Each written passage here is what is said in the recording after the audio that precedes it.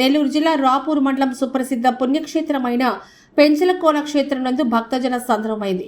భక్తుల కష్టాలను కడతీర్చే ఆ పెనుసెల లక్ష్మీ నరసింహ స్వామి వారి వార్షిక బ్రహ్మోత్సవాలు నేటి నుంచి అంగరంగ వైభవంగా ప్రారంభమయ్యాయి. నేటి నుండి వచ్చే నెల 3వ తేదీ వరకు ఈ ఉత్సవాలు కన్నుల పండుగగా సాగనున్నాయి. ముందుగా సాంప్రదాయం ప్రకారం గోనేపల్లి గ్రామం నుంచి ఉత్సవ మూర్తులు పెంచలకోన క్షేత్రానికి బయలుదేరారు. ఉభయ దేవేలతో కూడిన శ్రీవారి పల్లకి కదులుతుంటే అటవీ ప్రాంతమంతా గోవింద నామస్మరణతో ప్రతిధ్వనించింది. గ్రామం నుంచి కోన వరకు అడుగడుగున భక్తజనం హారతులు పడుతూ పూలవర్షం కురిపిస్తూ స్వామివారికి స్వాగతం పలికారు. ఈ ఉత్సవాలు అత్యంత కీలకమైంది. గిరిజనులకు స్వామివారికి ఉన్న అనుబంధం.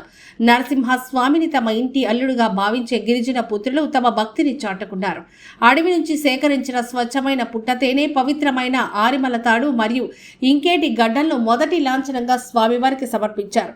ఈ ఆచారమే ఈ క్షేత్ర విశిష్టతను చాటుతోంది. గిరిజన సాంప్రదాయ నృత్యాలు, డప్పు వాయిద్యాల మధ్య సాగిన ఈ క్రతువు భక్తులను విశేషంగా ఆకట్టుకుంది. శాస్త్రోక్తంగా సాగుతున్న ఈ వేడుకల్లో అనాదిగా వస్తున్న ఆచారం ప్రకారం గొల్లబోయిన సామాజిక వర్గానికి స్వామివారు మొదటి దర్శన భాగ్యం కల్పించారు. అనంతరం సామాన్య భక్తులకు దర్శనాలు ప్రారంభమయ్యాయి. ఎండ తీవ్రతను దృష్టిలో ఉంచుకొని అధికారులు, ఆలయ కమిటీ వారు విస్తృత ఏర్పాటు చేశారు. చల్లని మంచినీరు, మజ్జిగ పంపిణీతో పాటు రక్షణ చర్యలను పర్యవేక్షిస్తున్నారు.